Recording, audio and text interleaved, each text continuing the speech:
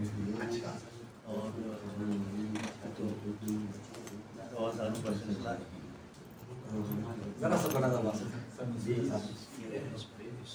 बाकी जैसे लोगों की सोबत में बैठना मेरा मकसद। जनाब, मेरा नाम शुजाउज़्ज़मा ख़ान, शाद में तखल्लुस करता हूँ। शायरी मेरा पैशन और बेसिकली IT कंसल्टेंट हूँ। अल्ताफ़ अहमद, मैं मामूली कारकुन, सियासी, अदबी, समाजी। सादुद्दीन साद, निसार नदवानी, मैं एक्चुअली बैंकर हूँ मगर ये सोशल मीडिया नाम ही काफ़ी। माशाअल्लाह। तहसीन बल्खी मेरा नाम है। गुज़िश्ता 40-45 साल से कैनेडा में हूँ। आजकल आया हूँ विजिट पे। अच्छा, माशाअल्लाह। मेरे दोस्त ने कहा कि यहाँ आइए, तो इसलिए आए। मेरा नाम अमानुल्लाह है, मोहम्मद अमानुल्लाह। आजकल रिटायर्ड हूँ। शौक़ है फिल्म और नॉलेज हासिल करने का, सिलसिले में आया हूँ और इस किस्म की मसरूफियात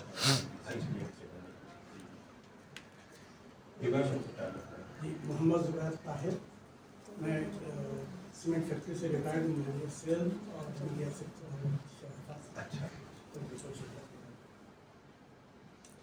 आफ्ताब फारूकी है। सिला के नाम से हमारी एक तंजीम है जो बच्चों को राग़िब कर रही है काम करती है और बुनियादी तौर पे छोटा सा काम है। अभी कोई 30-40 साल पहले मेरा नाम तेरे हमर है। बाय प्रोफेशन और मैं HR प्रोफेशनल, और बाकी अपनी वालदा की सोहबत में रह के इस तरह की गैदरिंग में आने का जो है वो एजाज़ हासिल हो जाता है। बुनियादी तौर पे वालदा का जी जी जी।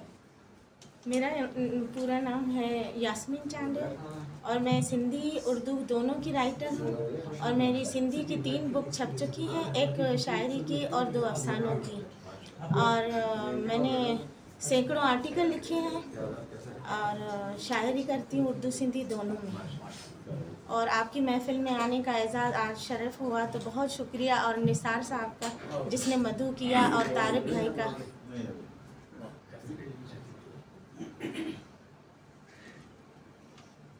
असल में बहुत पहले बेगम अख्तर रियाजुद्दीन हमारी राइटर हुआ करती थी, तारुद क़दम और जनक के क़दम, इस तरह की किताबें लिखी।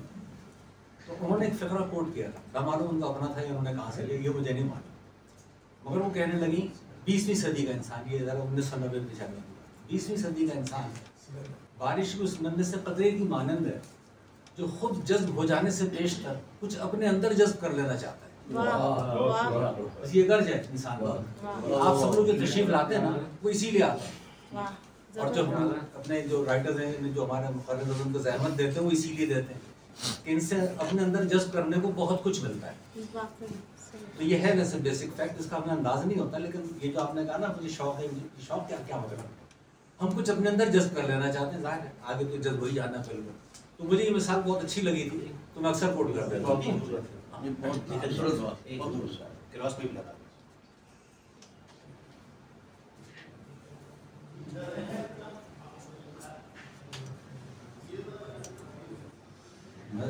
बताता कि बात ज़्यादा, फिर लोग मेरी एज को बहुत ज़्यादा जज करने लगते हैं। उर्दू डाइजेस्ट की जब 10वीं सालगिरह थी ना, तो उसमें जो पैगामात थे कुछ थे। 74-75। अच्छा मैं एक बात बोलूँ, मेरे घर में डाइजेस्ट होती ना पता रखी रहती थी, मुझे नहीं मालूम वो 74 की जो है मैंने 84 में पढ़ा था, 74 में पढ़ा, ये मैं भूल गया पर्पसली भी।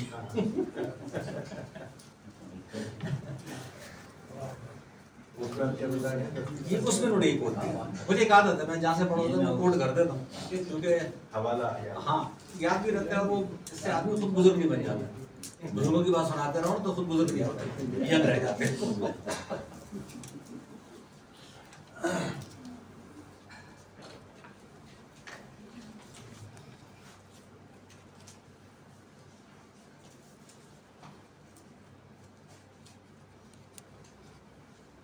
ये बुनियादी तौर से 10 से 10:30 से 11 तक जमा होने का मकसद ये होता है जरा सी गपशप हो जाए, कोई साहब कोई बात कहना चाहें, शेयर करना चाहें, कोई बात नहीं।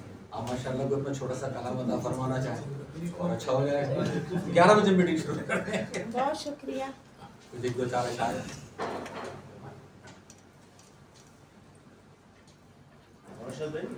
जी अच्छा जी सरदा भाई अच्छा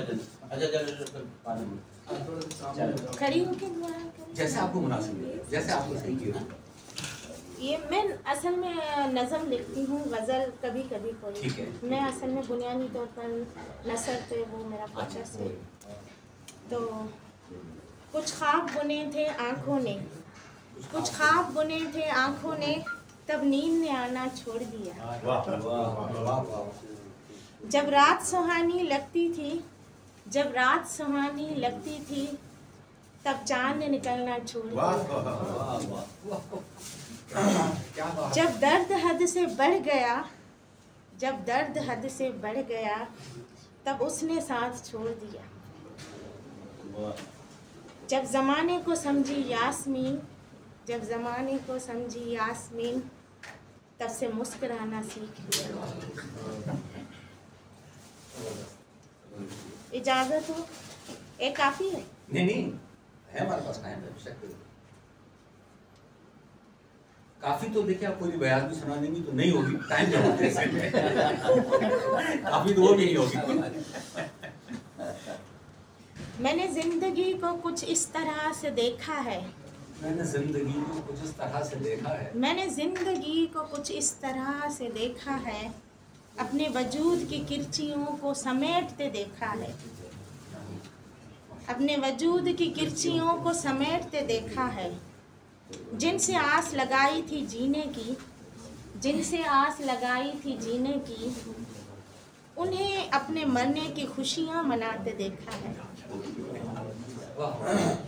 मैंने अपने आंसुओं से आँखों में उजाला भर के रखा है, मैंने अपने आंसुओं से आँखों में उजाला भर के रखा है।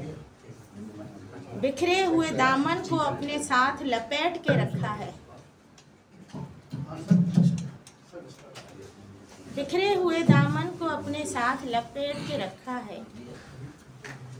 वो समझते थे कि मैं टूट गई हूँ, वो समझते थे कि मैं टूट गई हूँ, कि मैं टूट गई हूँ। उन्हें बताओ कि मैंने मुस्कुराना सीख लिया है। अब तो नींद भी नहीं आती यास्मीन, अब तो नींद भी नहीं आती यास्मीन, खुली आँखों से ख्वाबों को हकीकत बना के रखा है। बहुत शुक्रिया, बहुत शुक्रिया, बहुत शुक्रिया।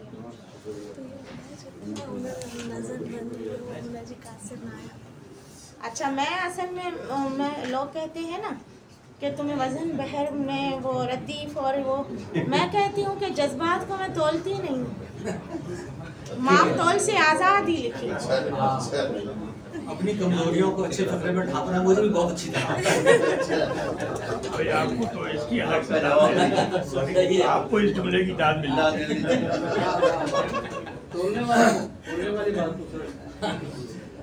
असल में उसे कहता है ना, वो मजमूए हुस्न बयां हुस्न ख्याल, अच्छे शेर की मिस्टर यही था। तो हुस्न बयां तो चाहिए, हुस्न ख्याल तो मुझे हक है, लेकिन वो 50% मार्क्स है। सही। अगर इसका ख्याल नहीं रख सकते तो फिर तुम सभी शायर। सही बात है।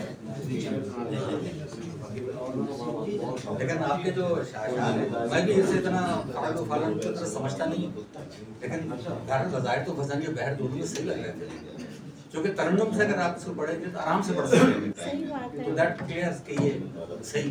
अच्छा, वैसे शी नेवर लर्न के how to write a poetry और एवरीथिंग ना, मतलब शी जस्ट राइट्स रैंडमली, और फिर वो अल्टीमेटली जो है ना वो उस तरन्नुम में और उस वे में खुद ही ढल जाता है।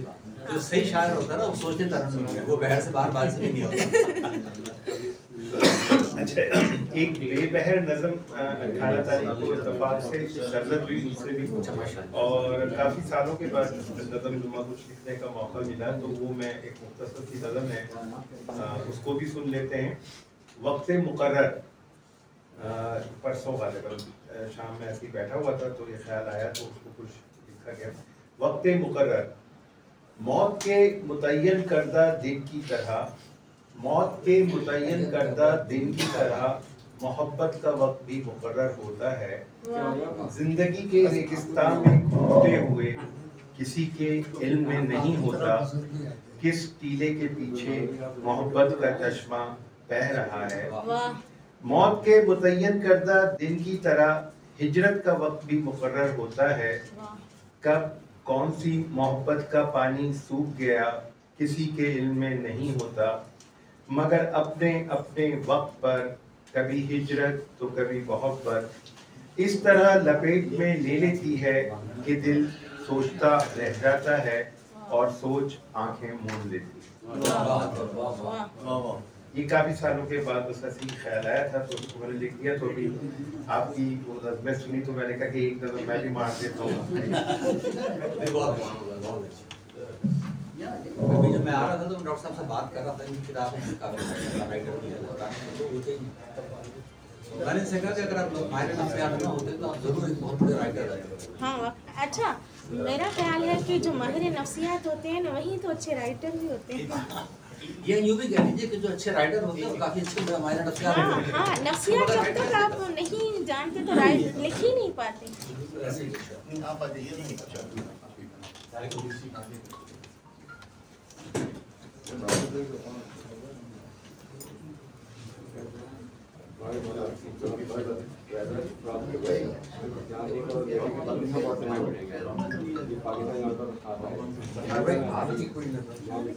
मेरी नज़्म नहीं साहब बिल्कुल नहीं है। हालांकि शेर पढ़ने की आदत बहुत है, यानी यूँ समझिए बड़े आम से जगह होते हैं ना, कोई पूछता है और क्या हाल है तो मैं कहता हूँ वही हाल है जो हमेशा से और हर एक का है। तो क्या है वो ये है कि वो हम ही है कि तेरा दर्द छुपाकर दिल में काम दुनिया के बदस्तूर किए जाते हैं। ये सबका हाल है, मेरा यही हाल है। दूसरा हमारे यहाँ बड़ा मारूफ चल रहा है और आजकल क्या हो रहा है तो मैं उनसे कहता हूँ कि वो एक फसाना था जब तक, अपने भी बहुत अफसाने थे। इश्क सदाकत होते होते कितना कम अहवाल, हर हक और सच्ची बात बड़ी कम अहवाल, बड़ी मुख्तसर, उसका लंबा कर ही नहीं सकती। तो मैं क्या हाल सुनाऊं? सच्ची बात, वो सच्ची बात मेरी औकात से ज्यादा है, फुजूल बात अगर वो तुम बोल हो जाओगे।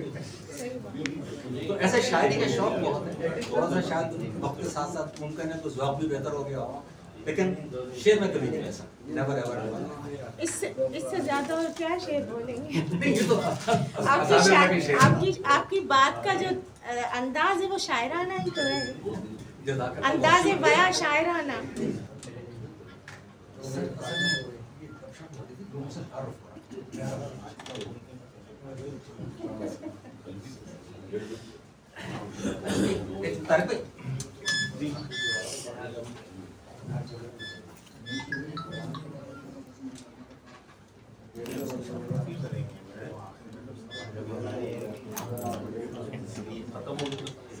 मुअस्सिस हिल्ला